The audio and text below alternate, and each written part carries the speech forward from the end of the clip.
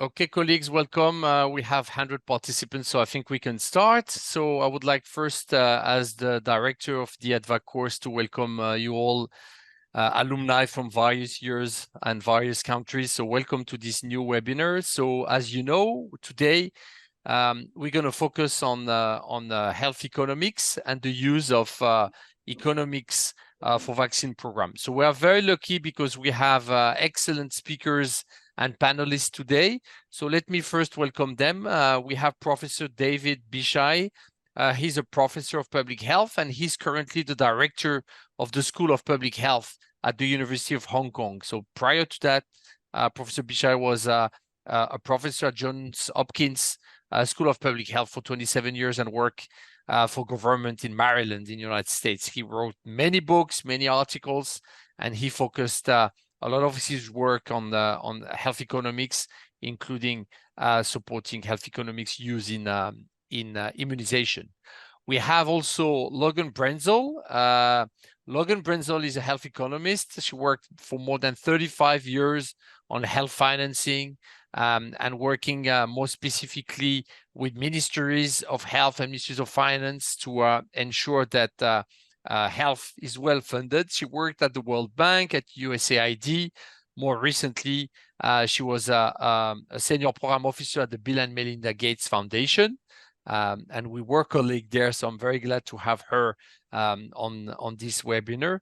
And she worked a lot in the immunization area, published many papers, many guidelines, and she will probably also mention the book that they worked together with Professor Bishai and others on the use of health economics for immunization. We have two additional panelists today. We have Ijeoma Edoka. Dr. Edoka is a principal research consultant at the Health Economics and Epidemiology Research Office at the University of Witwatersrand in Johannesburg. She's also an honorary lecturer at Wits School of Public Health. Her interests are broad.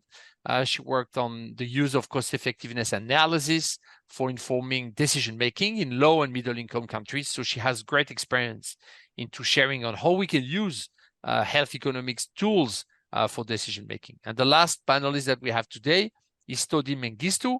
Todi Mengistu is a SPO, a senior program officer at Gavi. She's in the team of measurement and strategic information team.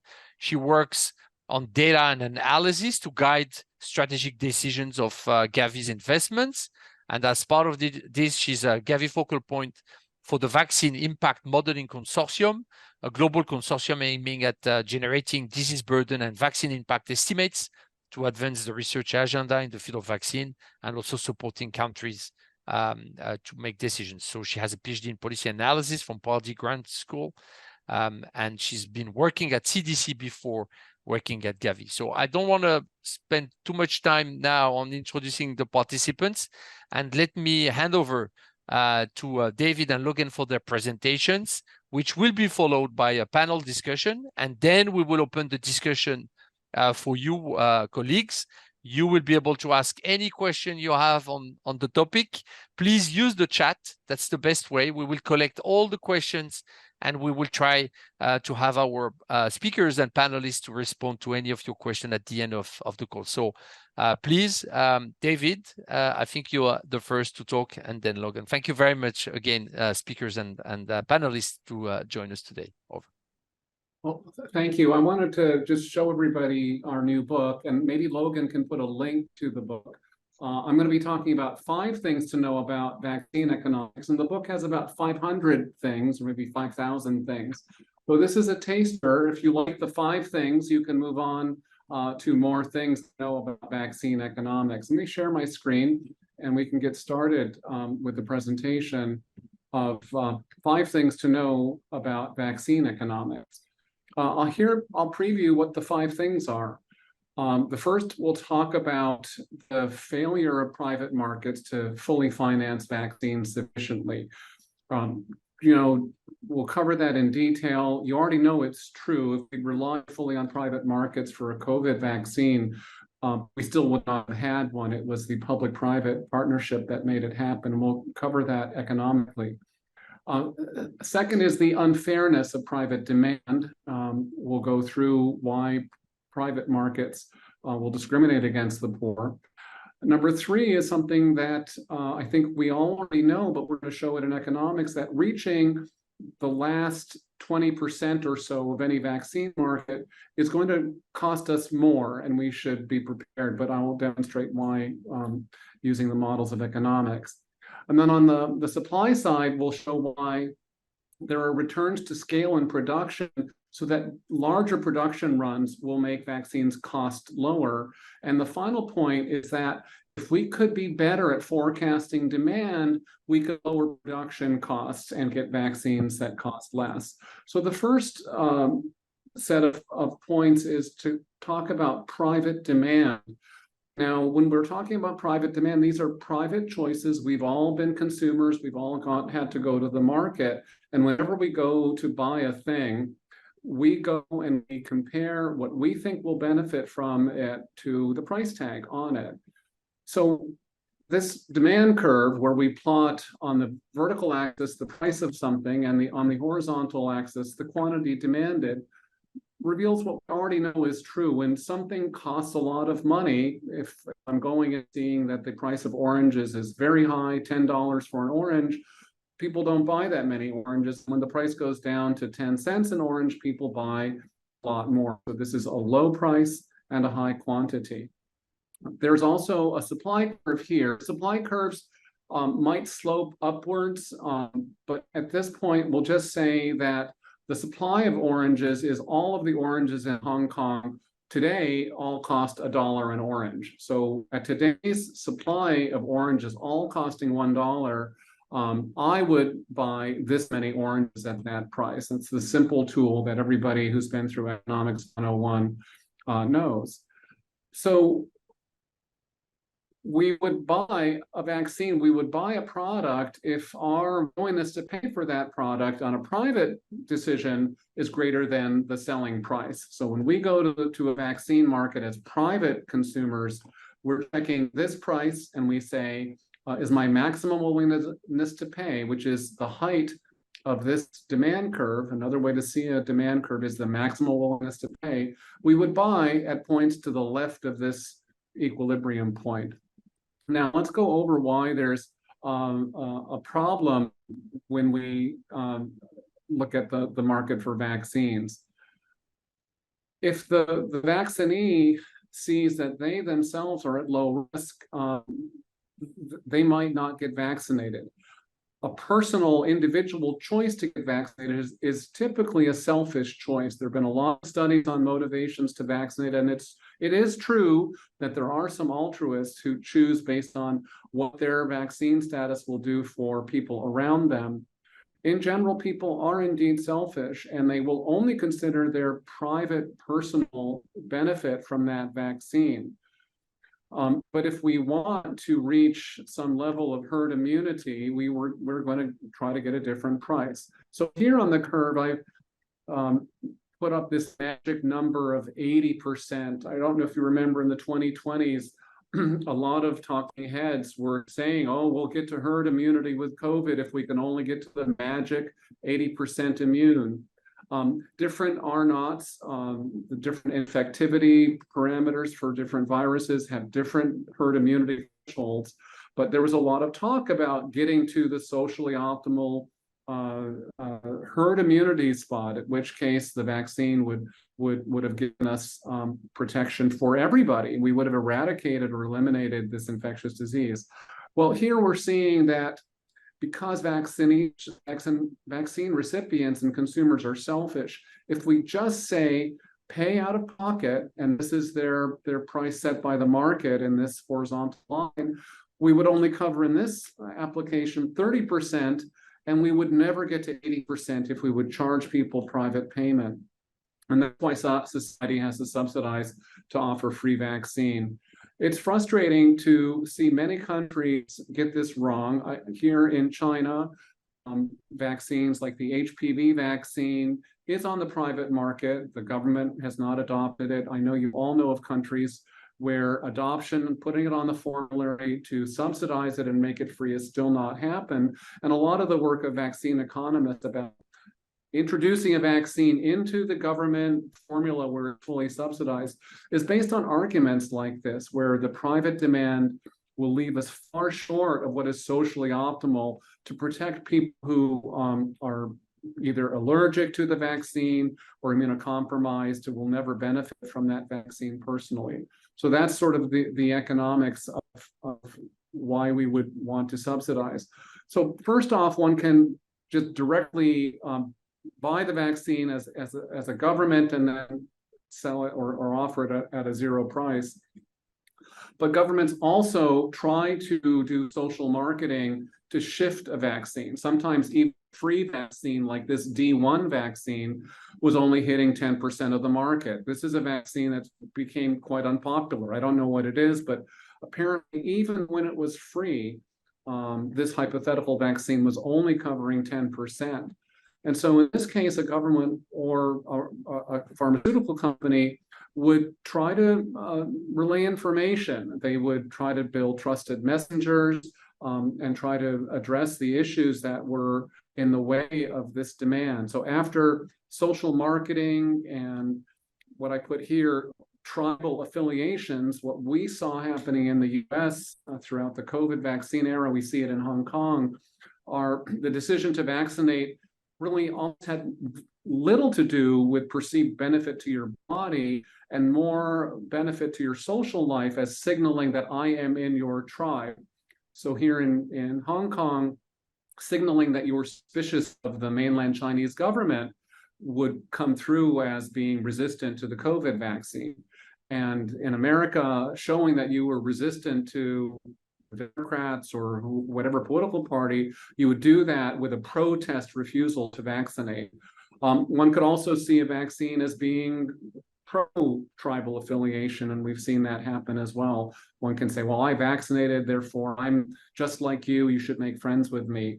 The point of social marketing now has to be added on to this rational paradigm where everybody is simply calculating what their survival probability would be. It's a lot more complicated than that now, and we understand that. I want to move on to fact number 2 about vaccines, and that the private market is not fair and it won't allocate vaccines fairly. So here we see a vaccine priced at price P star. And in this case, if you have a high income, this D1 curve is for high income consumers. And if they get sick, they would have higher costs for themselves. They would have more expensive medical bills. If they lose time from their work as a concert pianist or a soccer player, they would lose a lot more wages. And so they have a very high interest in not being sick, and they would pay more to vaccinate. Now I've shown that the D2 would be for a low-income customer, and because they would have less to lose, their demand is lower than the high-income customer. It's pretty typical in these demand curves for them to be far to the right for high-income consumers and far to the left for low-income consumers. So the high-income consumers generally will have more ability to pay, more willingness to pay, and they would buy more of the vaccine. And so without an agency to either subsidize the price for the low-income consumers, to offer, like COVAX did, a way to achieve lower access prices, we're going to see private markets not get this right. So even in countries that are a little bit skeptical of the private market, where they've been socialized to believe that interference in private markets is distortion, one of the things about vaccines is that they come pre-distorted. These are markets that won't ever be fair without government intervention. And that's why we have to be a little bit off of that whole conservative belief to stay out of the market.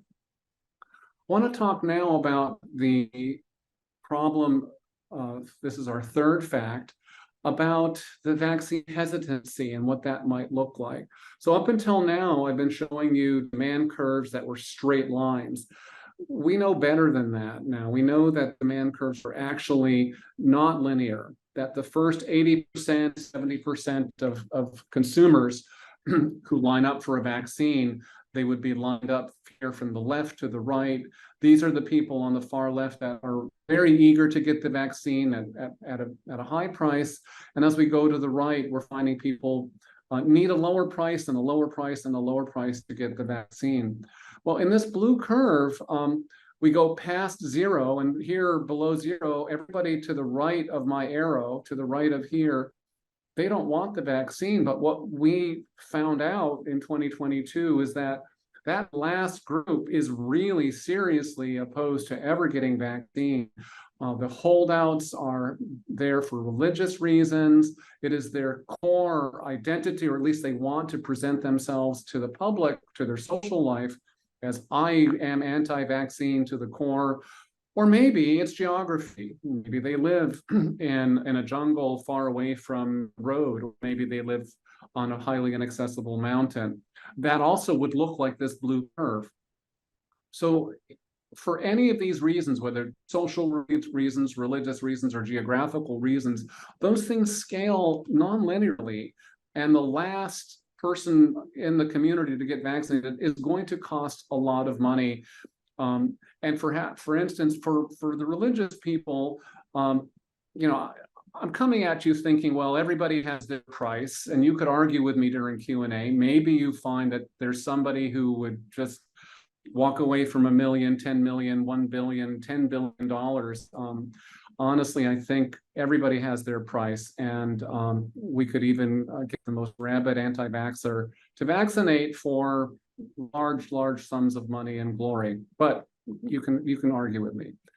In any case, we have to be prepared if we do want to get to the last mile, or that last unvaccinated. The price is going to go up.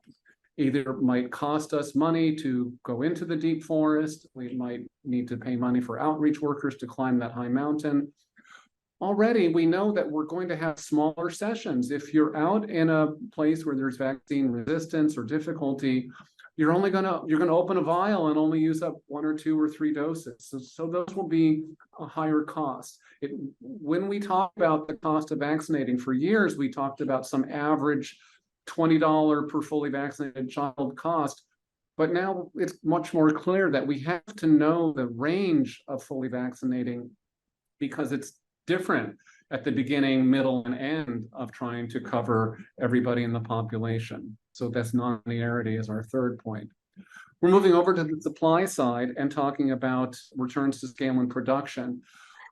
This is not the demand curve. This is now a curve where we are asking about the cost to produce one more vial. And this flat curve says it's always going to be $10, whether it's the first vial or the millionth vial. They're always going to cost the same to produce. This bottom curve says it gets cheaper to produce a large number of vials. Producing the millionth vial is cheaper than producing the first vial. So the vaccine cost can decline because vaccine production has large fixed costs. To produce vaccines, you need a large factory, that's going to take capital, and you need to train the workforce on each new antigen that you produce. You need to set up distribution networks, you need to buy licenses for intellectual property. So just getting out of the gate has a large number of fixed costs. And then once you have those fixed costs, that very first vial is going to cost all of your first costs. And after you get to your millionth vial, you've amortized those fixed costs across 1 million vials. And so there's diminishing returns. My final point before I close is the reason we would love to know in advance how many vials of vaccine the demand side will order. And the reason is that capital is expensive to borrow on the financial markets. And if you get it right, you will build just the perfect sized plant. You will train just the right amount of workers. If you borrow too much money because you think you're going to need to make a lot of vaccine, your interest payments are high, and you'll have to put those interest payments into the price of vaccine. Vaccine runs could take 6 to 12 months to produce. It certainly takes time to do some safety testing. You have to line up raw materials, and you're crowding up plant space and workers that could be producing other high-value products. So if an order gets canceled, you don't get that revenue back and your capital costs are lost. So investors will lend money to a vaccine producer at lower rates if they can be certain about the demand. And part of what we saw during the COVID vaccine production was certainty that the producers and investors had countries say, this is how many doses we're ordering. The orders were placed in early 2020, and that lowered the cost of capital. There was a lot more certainty. So forecasts and advanced purchase commitments can lower costs. So summary, private markets cannot finance all the vaccination events that we want. Private demand will not be fair to the poor. That last 20% or so of a vaccinated population will run up our higher costs. The returns to scale and production, so that larger production runs will produce lower unit costs. And finally, if we can forecast demand better, we'll be able to lower costs. I'll turn it over to Logan. Great, thank you, Kamel. Yes, please. So good morning, good afternoon, good evening, wherever you are. I'm going to speak today about the sustainability of immunization programs. Next slide. So in business, sustainability, financial sustainability is the capacity of a firm to earn revenue or get a return on an investment that covers all the expenses and also makes a profit if it's a for-profit firm. For health programs, we don't have a definition, but one that can be proposed is the capacity of government to secure resources to cover all expenses and ensure ongoing operation and achievement of results. So this definition means that resources can come from a range of sources. It's really not the same as self-sufficiency. Securing resources means moving beyond commitments. We're going to fund you to an actual payment or an actual disbursement. All of the expenses include vaccines, of course, but also the operational costs. We need to know the full program costs to be able to embark on trying to sustain the program.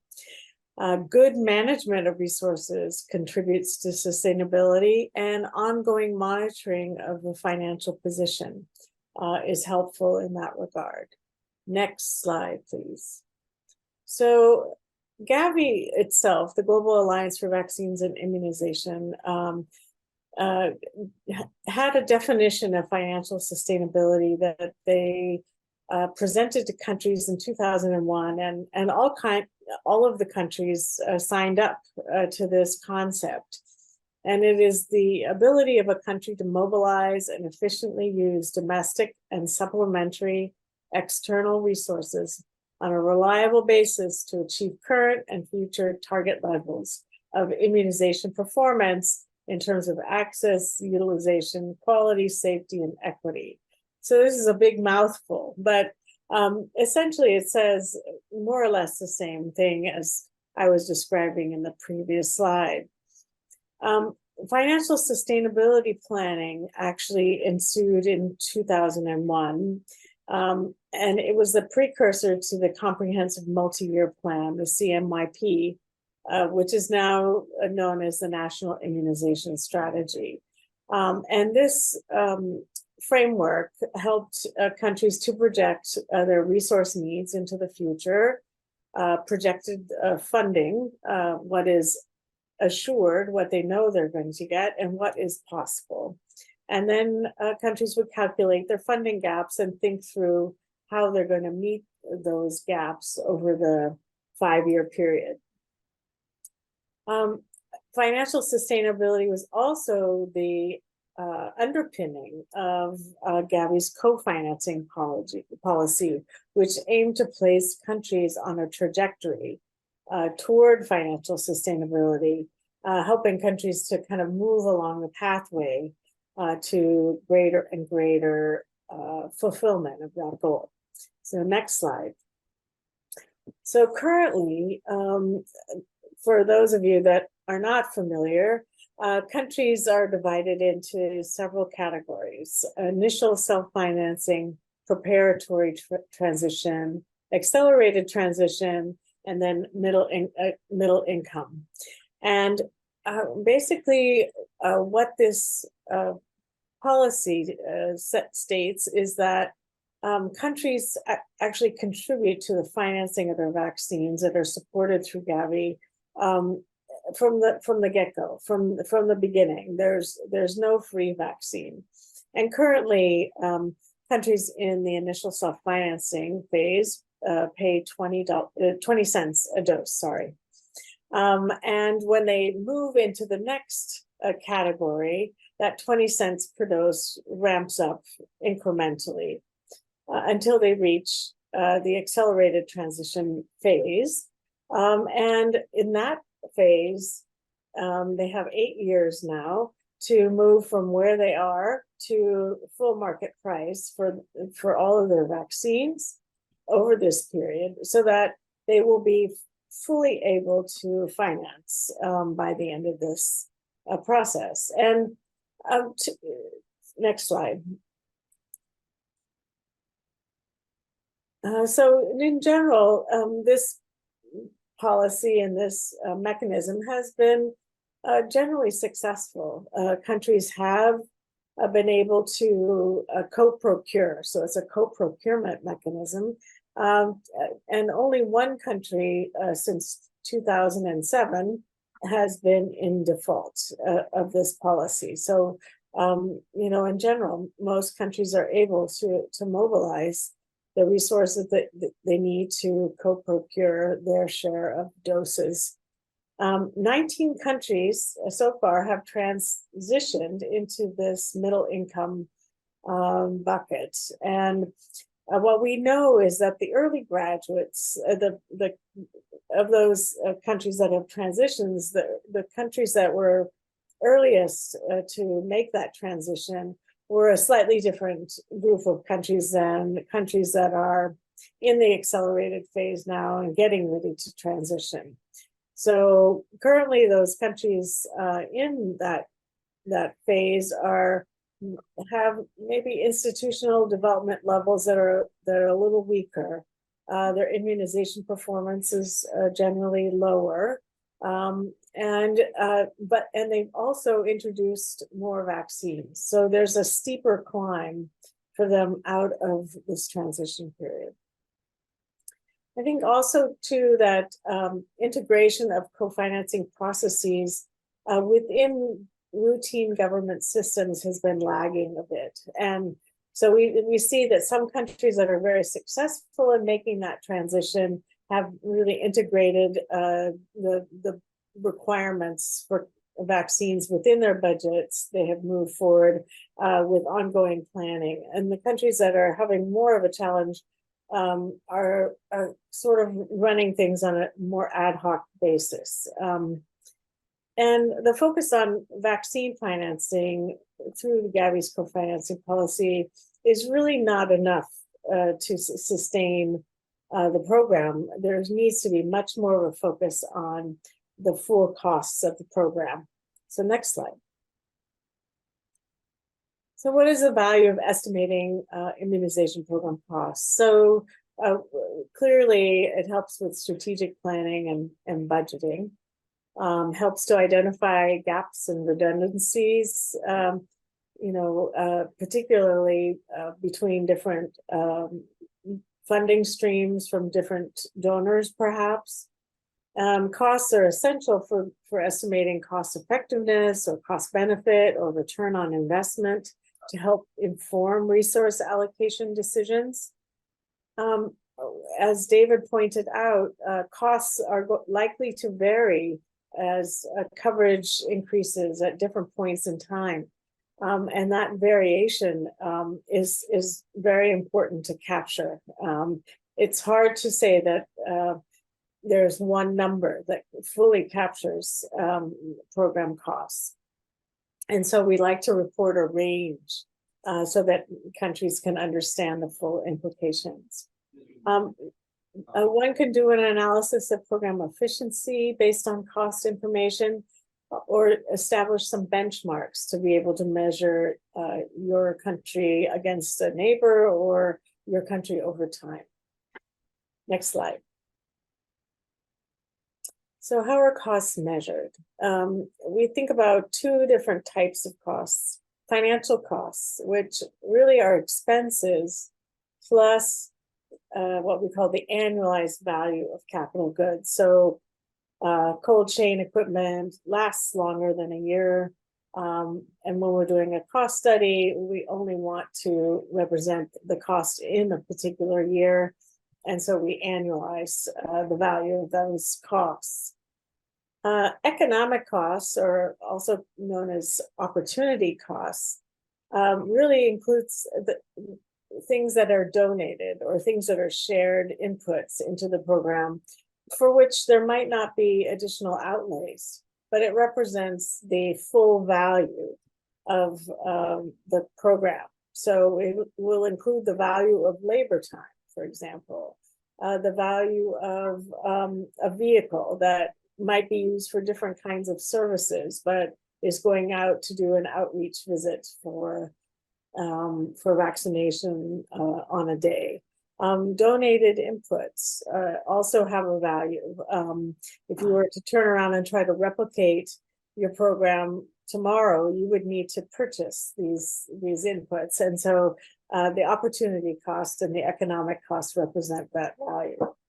And it represents that these particular inputs are being tied up in the delivery of immunization services and not in the delivery of some other service to produce health. In addition, costs are measured retrospectively generally, although some studies look at costs going in a forward direction. We also tend to look at the value of costs from the health sector, like what would the Ministry of Health have to budget to fully fund the program. We don't often look at the cost to the household of seeking services or waiting for a day to receive their immunizations, et cetera. So, but there's nothing stopping us from doing that more. And when we think about reaching the last child and improving equity, some of these household level costs really would be informative in terms of understanding why or why not people come for services. Usually costing studies are based on a sample of delivery sites, and I'm putting links in my presentation so that you can explore these things a little bit later. And generally, we take the quantity of an input, multiply it by its price, and there's various ways of estimating price, and multiplying it by the proportion of that input that's used for immunization. So it's fairly straightforward, and there's standard methodologies, and I think there are links in this slide deck that can show you the methods that are being used. Next slide. And then we can break up the total cost of a program in different ways. One way is between the costs that occur in an ongoing way or that are recurrent, or the costs that are kind of one-time capital investments. And you'll see there on the left the range of different kinds of categories of costs. And on the right-hand side, we can organize costs around activities. And this very much mirrors the National Immunization Strategy costing framework that is used. Okay, next slide. So what are the current costs of immunization programs? So we know from recent studies that delivery costs, so the cost not of the vaccine, but of the operations and delivery modalities to get shots in arms, that it represents approximately 30 to 40% of total cost. The financial cost of delivering a dose is about $1.25, and the economic costs, because we're adding in the value of labor time and those shared inputs, is upwards of $2.60 a dose on average. And a recent study actually projected what the delivery costs would be per country, and I've put the links here in the slide. The cost of vaccines in 2021 was about $25, and that included HPV vaccine. But as we start adding more and more new vaccines, malaria, COVID, hexavalent, dengue, as soon as those vaccines are added into the program, and they tend to be more costly on a per unit basis, at least initially, that value of $25 is probably going to increase.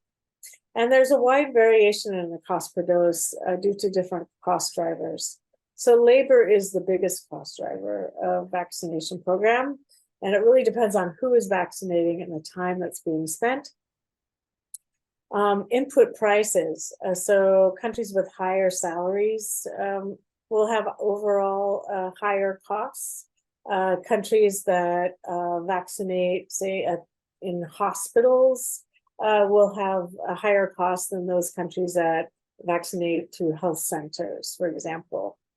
I mentioned the newer vaccines are more expensive, so the type of vaccine portfolio will also help to drive what the costs are. And the delivery strategy. So we know from research that fixed site delivery is less costly than campaigns or mobile strategies. But, in today's world, we may need those more expensive strategies. The trick is to use them judiciously and in the most effective and efficient way to be able to reach the target populations. And then the level of scale, and David was also mentioning this. So next slide. And here you have what I would call a typical graph of the cost per child immunized with DTP3 or fully immunized. That used to be the proxy for full immunization. And you can see this kind of slightly downward sloping. Maybe it would go back up at some point, but it's an L-shaped curve at the moment. And it shows you that facilities that aren't producing very many fully vaccinated children have much higher costs per child than the ones that are producing 4,000 or 5,000 children, per year. So you can see that this is a relationship between costs and volume and cost and coverage. So next slide. We talked a little bit earlier about the cost of increasing coverage. Unfortunately, there have been very few studies that have looked at the incremental costs of delivering one more vaccine dose. And it's unfortunate because there are a lot of interventions that are happening at country level to increase coverage.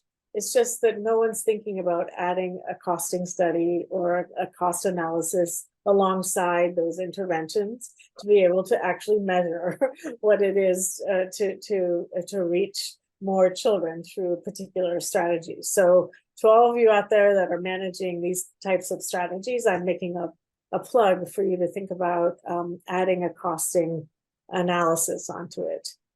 There was one study done in India that looked at the intensified mission in Hush, which was a strategy they used to get to the unvaccinated child.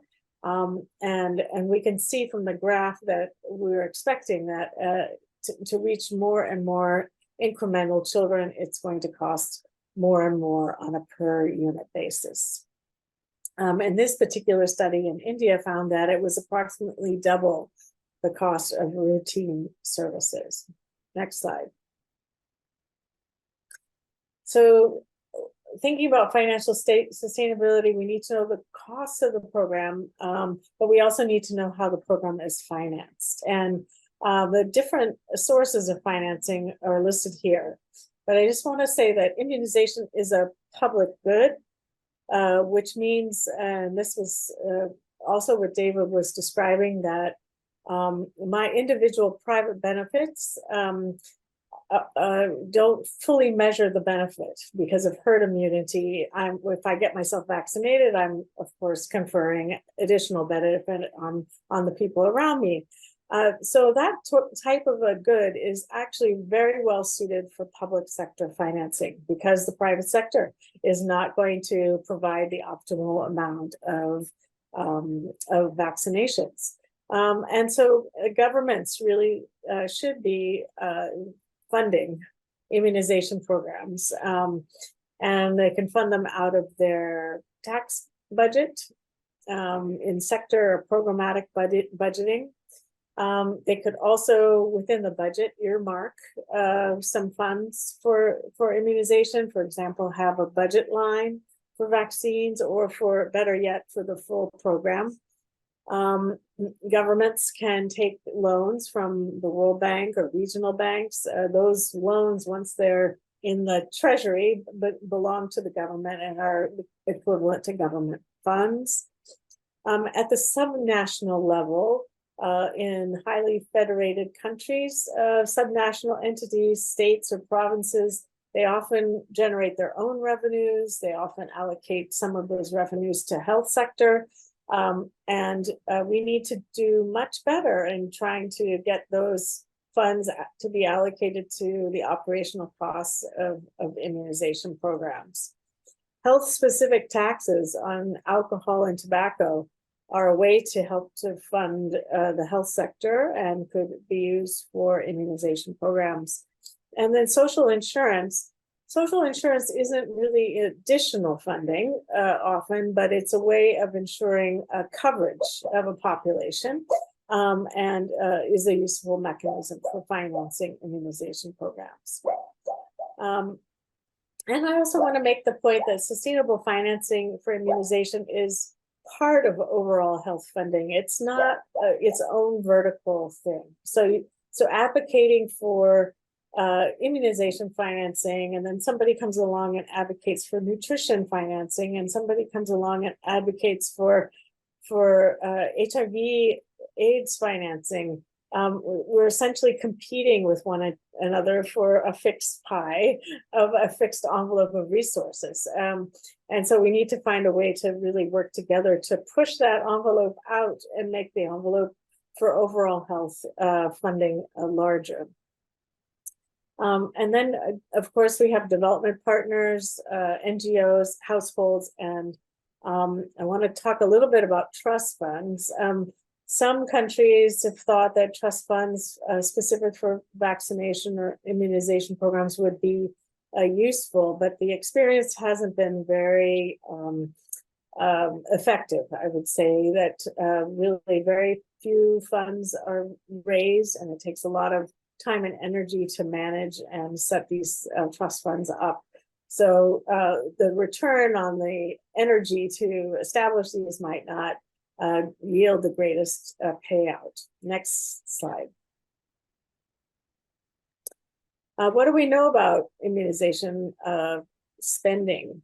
2% of total health spending is for immunization. And spending increased over this period. You're out of a presentation mode. And governments actually represent 60% of total spending. So that is a finding that you wouldn't think of because we tend to think that immunization is donor dependent, but in fact, governments are spending the lion's share of resources. We also see that approximately 4 billion over that period was spent out of pocket. And for vaccination, we'd like vaccines to be free so that we can achieve universal coverage with vaccination. And that's just another finding that stands out. Next slide. And then I want to just point out that some countries are thinking about integrating immunization and vaccines into their national health insurance. And here are some examples. With Thailand on the right, which is included in their universal coverage scheme. And sorry, countries like Ghana, that haven't yet quite included it in their benefits package. Next slide.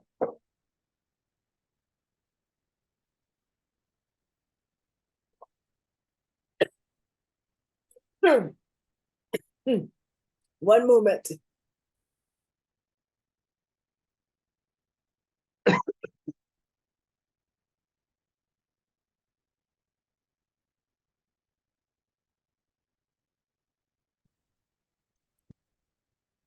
Okay, try to carry on. My voice is cracking. This slide goes over tracking of immunization resources. And you can see the main sources are WHO, UNICEF Joint Reporting Forum, or the National Health Accounts. There are some issues. We have underreporting. We have a lot of inaccuracies, inconsistencies, and we have some methodological issues. So we really have trouble understanding what is being spent on immunization with a lot of accuracy. So this is a plug also for you to think about how to better report the expenditures in your countries. Next slide. Some pervasive issues. So we know that budgets are historically based. What you spent last year is probably what you're going to get this year, and often not spent based on what it actually costs to deliver. Funds allocated from central level to subnational levels are not often based on the need, where the coverage is the lowest, for example. Those areas would get more money. And in federated countries, I mentioned this, but the operational costs of the program are usually the purview of local governments. And so we need to know how best to get those funds allocated in a sufficient way.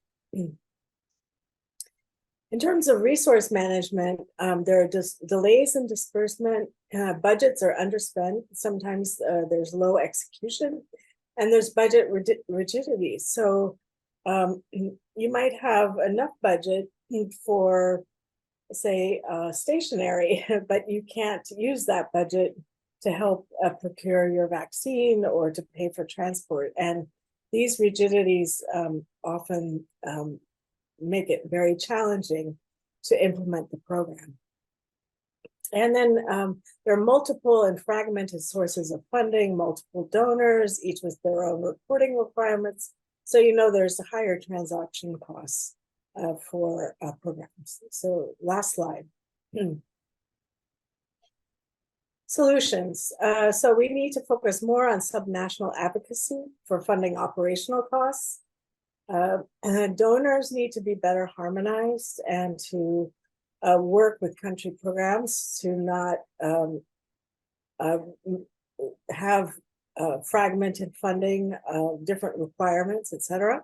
And allocation of resources needs to be more to areas in most need. In terms of efficiency, I think one big area of efficiency is to have better vaccine forecasting and stock management. You have a clear view on a major cost driver of the program. And we need to optimize on ways for cost savings, including better budget execution.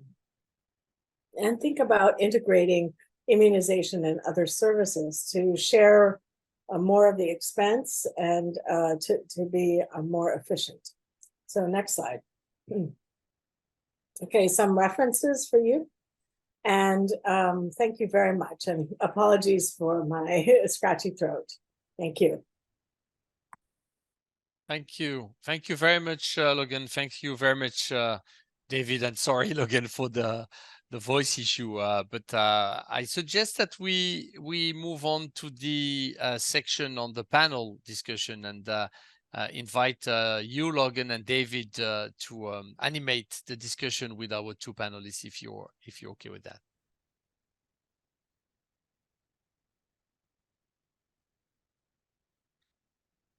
So may I ask our panelists also to switch their camera on so people can see them? Perfect. Thanks, Todi. Thanks, Ijeoma. To you, Logan and David.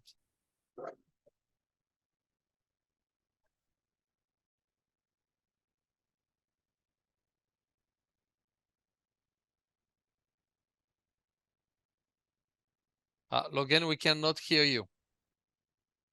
Yes, will you be asking us the questions? Yes, I can. Give me 1 second. Okay.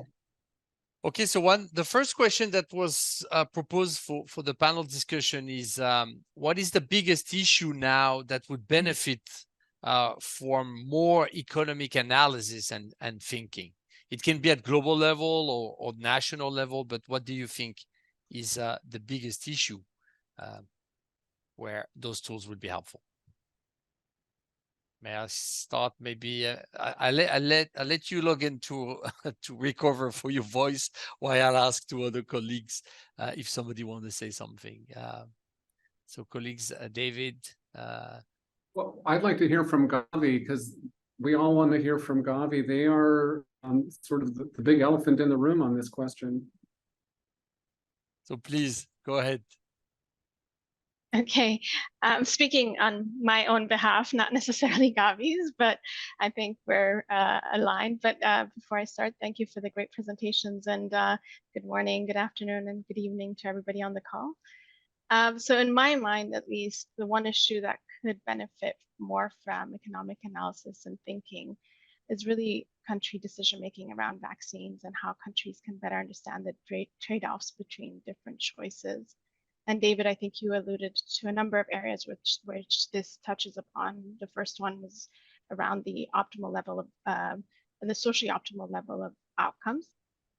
And it also kind of touches upon the reaching the last mile concept. So, I'm thinking about questions such as, should countries introduce a specific vaccine? Should they switch to another product presentation that may have additional attributes but could cost more money? Or should they be trying to reach specific populations? And what does that mean in terms of trade-offs for the other pieces of the vaccination programs, especially as countries are thinking about sustainability of their programs and also potentially transitioning out of Gavi support. So those are my 2 cents on that question. Thanks, Todi. And if I may continue on that and ask also the other panelists and speaker.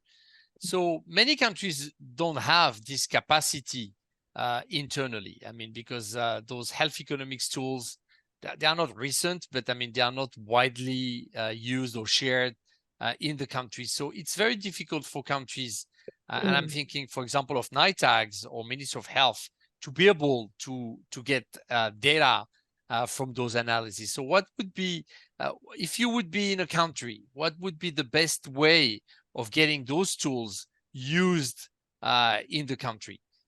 So let me turn to you on that one. Anybody wants to react to that?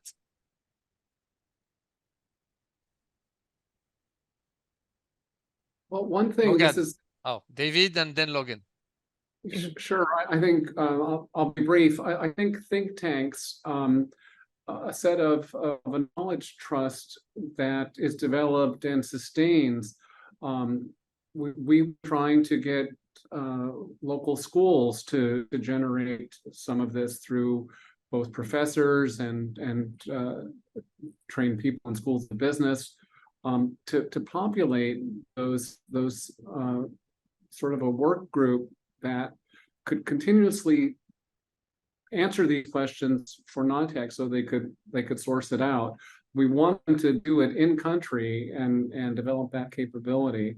With something like the African CDC now, that would be another excellent resource that this type of expertise could reside. I'll turn it over to others now.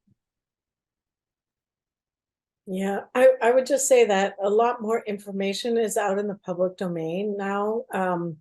And it does mean that people have to cull through the materials and kind of pull together kind of a position vis-a-vis, a new vaccine or a different delivery strategy, something like that.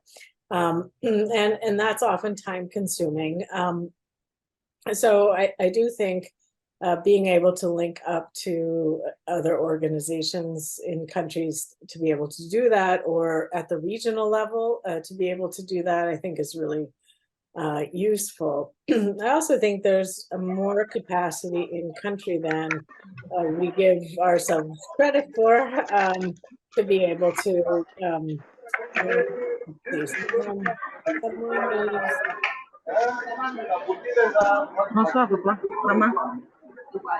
Please, you have to switch off your microphone, please. Thank Yeah. you. So Let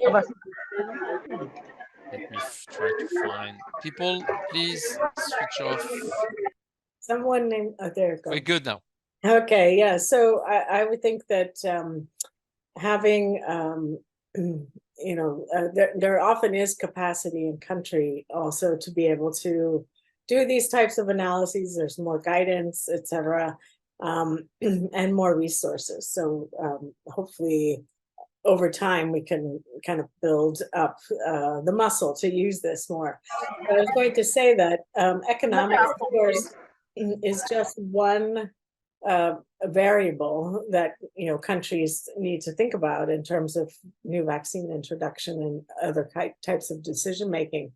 And so there are tools to help you weigh up those other factors against the economic ones. And I think WHO is leading on this with total system effectiveness work. Ijeoma, you've been working with countries specifically on doing those cost effectiveness analysis and others. Do you have recent experience on the specific vaccines where those tools have been used in your country?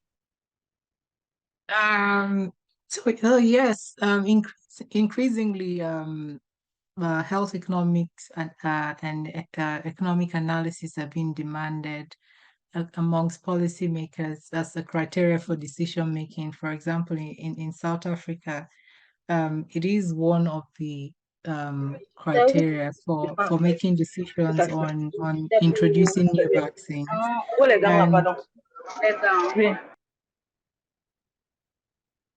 And the NITAG in South Africa, NAGI, increasingly includes that costing and cost effectiveness analysis when making recommendations to the Minister of Health on vaccination programs. So yes, it's increasingly being used, particularly budget impact analysis. There seems to be a huge interest in budget impact.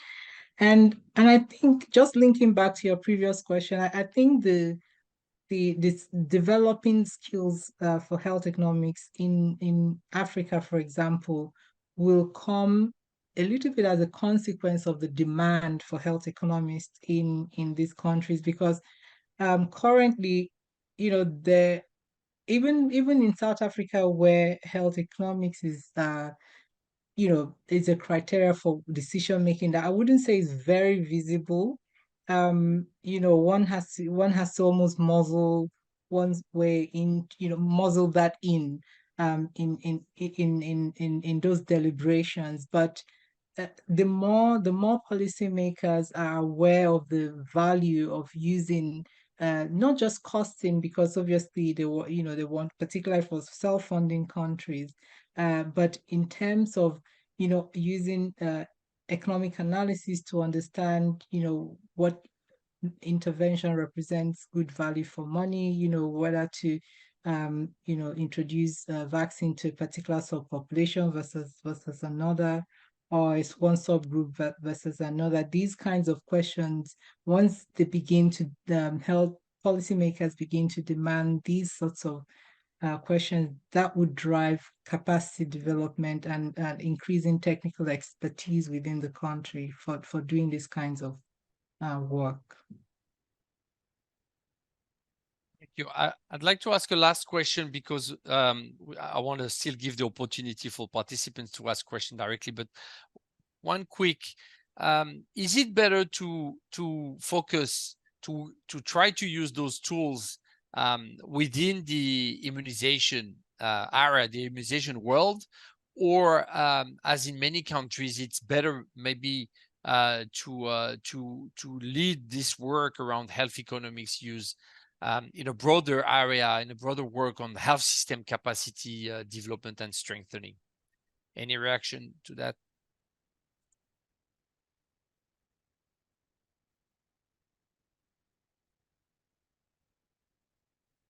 No I'm happy opinion? to comment, and then Go ahead. others can. Go ahead. Yeah.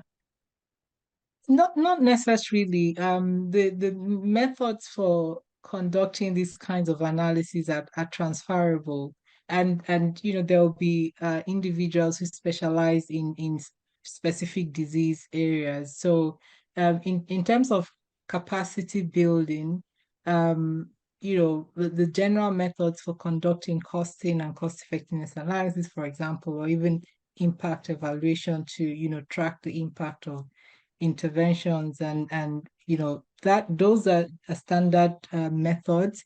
And then, you know, then individuals may want to specialize in vaccination programs because they're quite specific, but I wouldn't necessarily say that it's either or. It can work, you know, collab together. It's not an either or answer. Thank you, Ijeoma.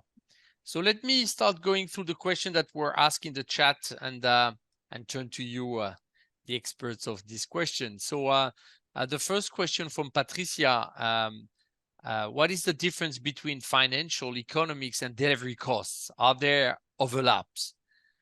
I also want to suggest that for some of those questions, because of the limited time, maybe we can refer to the book that you mentioned, both David and Logan, because I suppose that this is clearly defined in the book. But let me turn to you if you have a rapid response to that, Logan or David? Logan. Yeah, I mean, it's overlaps. It's not really double counting. It's really just how you want to present the information and what the information is going to be used for. If you're going to take the costs and make a budget, you would want to use financial costs. If you're going to take the costs and do a cost effectiveness study, you would use the economic costs. And delivery cost can be either financial or economic. It's the delivery of the vaccine and everything that's included in that. And the handbook goes into some discussion of that, and there are other costing guidances that I think I included in my presentation that'll help to define that further for you. Thanks, Logan. Todi, I have two questions for you as the Gavi person here. If a country graduates from Gavi support and later on face some economic crisis or health system fails, can it still benefit from Gavi support to sustain its immunization activity? So it's not directly health financing here, but that's a question on that. And the second question from Emmanuel Mugisha is, when countries are self-financing, does Gavi help in vaccine price negotiation? How will country be able to bargain for a fair price for vaccine? Thank you for those questions. So this is not specifically my area, but I can give you high-level answers. So on the first one, so the Gavi eligibility is based on a threshold for GDP per capita. So to the extent that a country has this issue and their GDP per capita is below that threshold, then they become eligible for Gavi support. There is another newer form of support for middle-income countries, which is time limited. And this is when, for example, Venezuela and Lebanon, because they've been experiencing crises, Gavi is giving them support to sustain their immunization activities. But this is time limited, obviously, just for the period of the crisis. In terms of the price negotiations, this is really, I'm not 100% sure on this one, but once Gavi countries become self-financing, depending on the vaccine, they have access to Gavi pricing for some time. So for PCV, for example, I think it's 10 years. But these are like individual negotiations with each of the vaccine manufacturers. So it does vary by the different vaccines. So if Emmanuel is interested, I'm happy to connect you to the person, the people who are in charge of this, and I'm happy to connect you to those folks who can give you a better answer. Thanks, Todi, for that response, and we will follow up with you and Emmanuel. Another question from Patricia. Do these countries also access to PAHO and UNICEF revolving fund facilities? I think it's probably already responded in part, so let's skip that one and let's go to the next one. Uwe is asking, what would be the difference of fixed site delivery costs to mobile interventions? I think it's more a matter of technical question, but Logan, I know you've been working a bit on those costs. Do you want to respond to that one?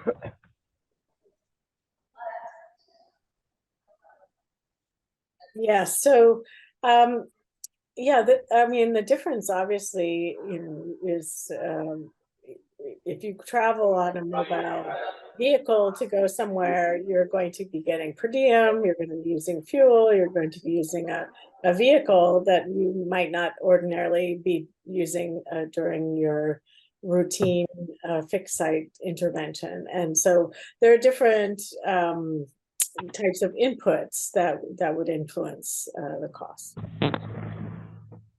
Can I jump in there? I mean, one of the pieces of this question is what's not addressed is whether we're going to make routine vaccination or always specialized separate vaccine programs to vaccinate in a special vaccine clinic or in a special mobile van, and we're not going to just integrate it so that vaccination is part of routine primary care. We're still in a world that wants to keep immunization programs separate. Part of that world is driven by the need to keep money separate and to say this is vaccine land, they need separate funding, separate vehicles, separate fixed sites. The worry is that if you integrate it into service delivery, the advocacy will be lost. And I think Gavi is actually perpetuating that mental model. I think it's detrimental. I think the more we put off routinizing immunization, the longer we delay progress.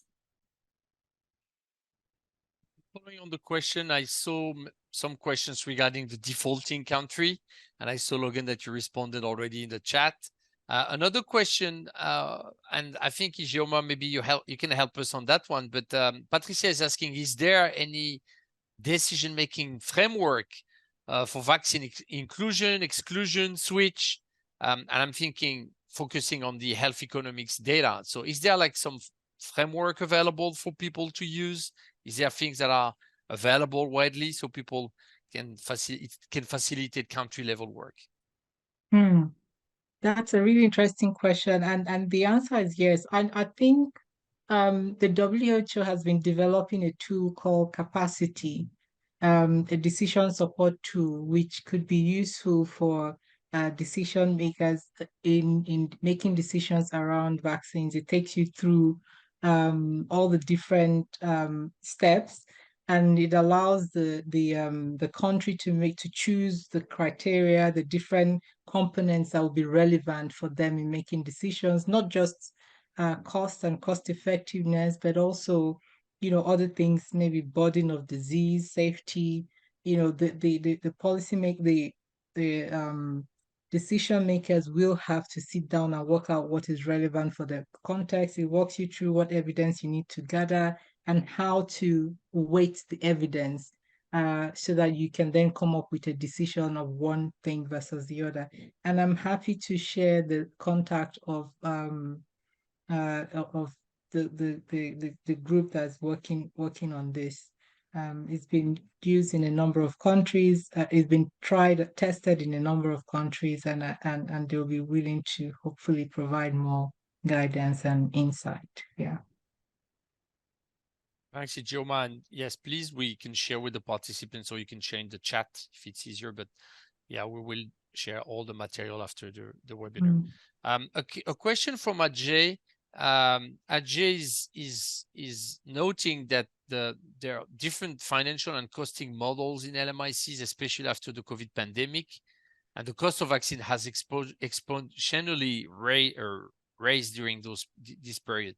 So do you have a success model of countries that were able to increase their spending, their spending on immunization without falling into a debt trap? So is there like any successes that can be shared from the countries? Anybody on that? Yeah, well, I mean, I think the data that I showed, granted it's only to 2017, but it shows that an incremental increase in government financing for immunization. And I think during COVID, a lot of countries received a lot of funding from the World Bank, which would be for the COVID vaccines, but also for the programmatic side, for the delivery side. And so I think countries may have some of those funds still available to them that they can use to support their routine program, and maybe the integration of COVID vaccination into the routine program. So I don't see transition or you know, kind of this increase in spending ending up, you know, falling off a cliff. I don't feel like that is really happening. I mean, vaccines and immunization really only account for about 2%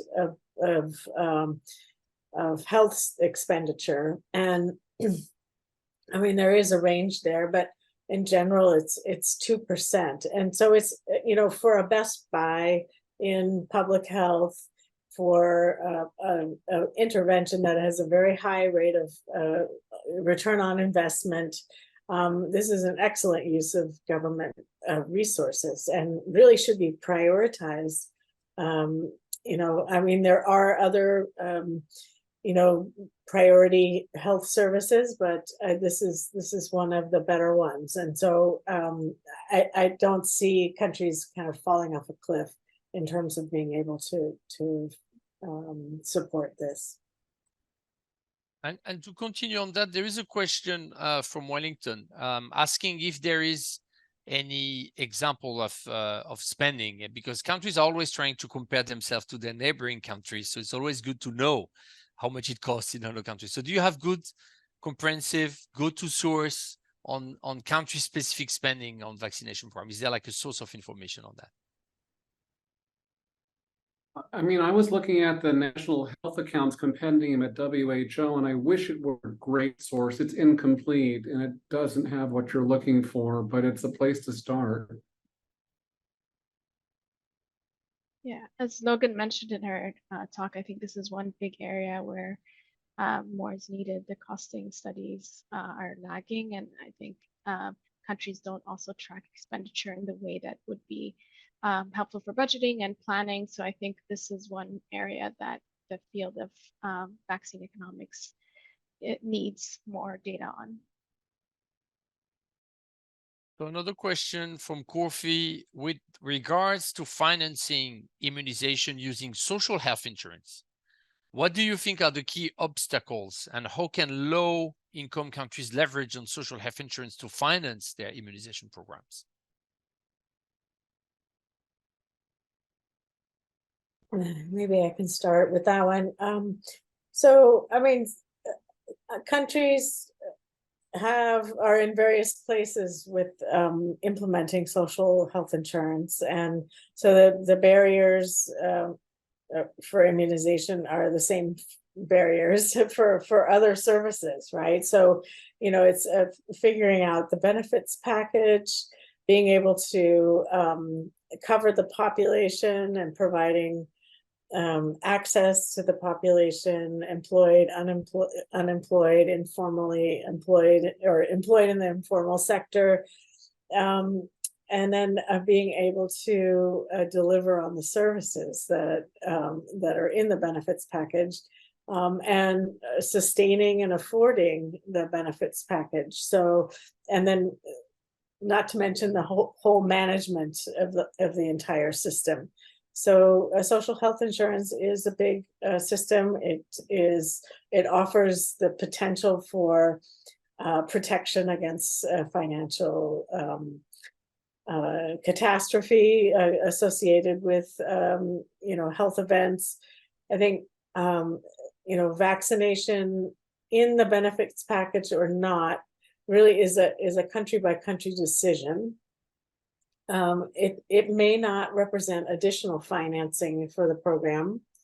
The funding for it might come out of the same pot of money that's given to the Ministry of Health, and in which case then the decision about or thinking about where to place vaccination has to do with kind of the program management, the policy making, the delivery, and where it would be best placed in a particular country. So I think each of these are country-specific decisions. I think I put in the chat, there's a thought piece that you can read about the experiences with vaccination and social health insurance.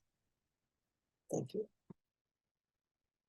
There's a comment, and I would like to use this comment from Natalie to ask a question. The comment is decision-making is also about national dialogue, including all parties, government, programs, PHC, NGOs, and others, to review and discuss the evidences.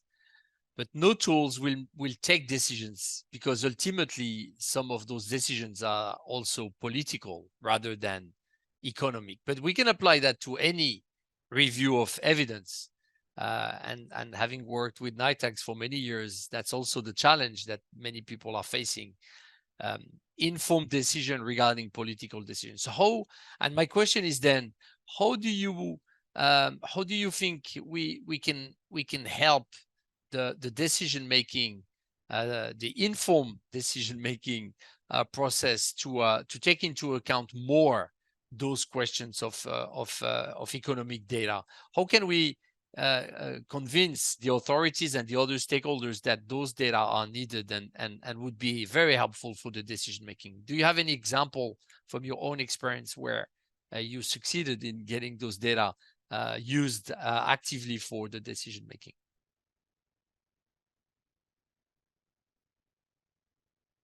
Logan.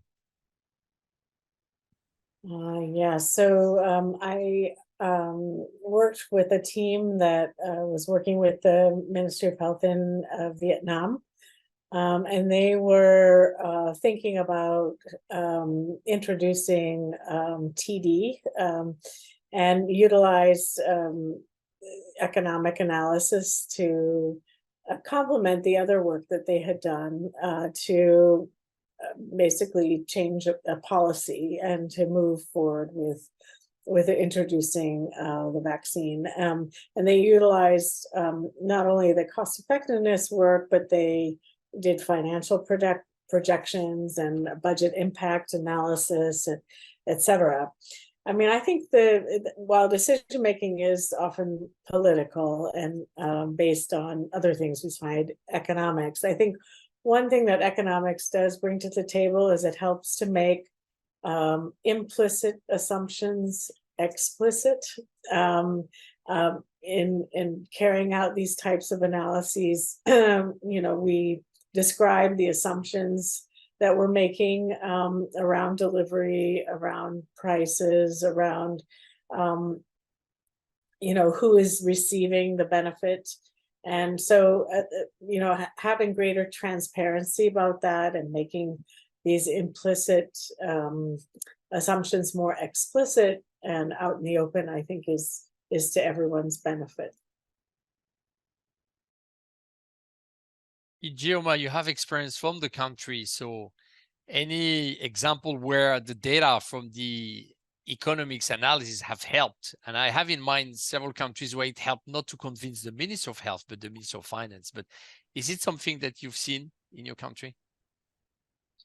Yes, in South Africa, you could the Department of Health wouldn't put together a proposal to National Treasury without a budget bid showing the budget impact at the very least.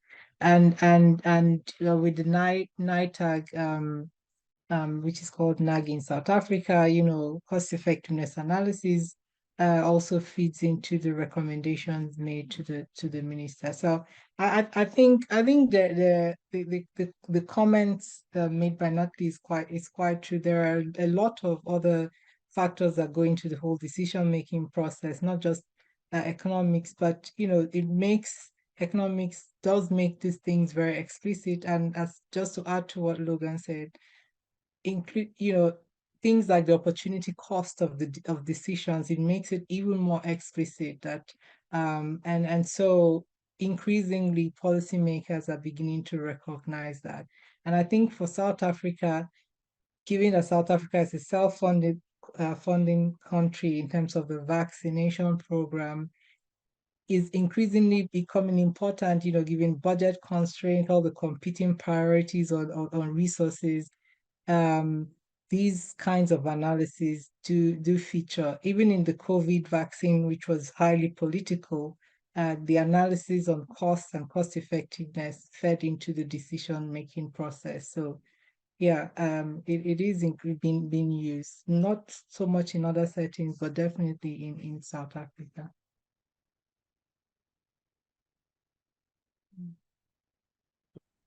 I see just another comment on the decision-making processes from Dara, but just saying that it's not always just the data. It's also many other things that are to be considered when it comes to make a decision. And he was asking if there was like some analysis on the policy and system research methodologies to assess what are the elements taken into consideration for a decision in a country. And I think there are some papers on that that can be reviewed. I think we went through all the questions in the chat. I'm just giving 1 minute for colleagues if they want to add something in the question. But in the meantime, just to remind that there was a lot of material and link shared. Really appreciate that. I'd like also again, not doing propaganda, but saying that this book that you mentioned at the beginning of this webinar is available online and for free, I know. And so all the chapters are available for download. So this is really a great source of information. So I encourage colleagues, if they want to have more information, to use this book, but also all the other material that have been shared. So I think we are at the end of this call, and I don't see any additional question. I just want to open to the speaker and to the panelists if they have last comment to make. No, I don't see any hands. So thanks a lot, colleagues, for taking the time today to share with us on the use of health economics tools to inform the immunization programs and the decision around the immunization programs. Is really appreciated. We will share the recording and the presentation and all those links and material with the participant. It will be online on the ADVAC website in the alumni section. So thanks a lot for your time, and have a good day, have a good morning for people all around the world. Thank you very much. Bye. Thank you. Thank you. Thank you. Bye-bye.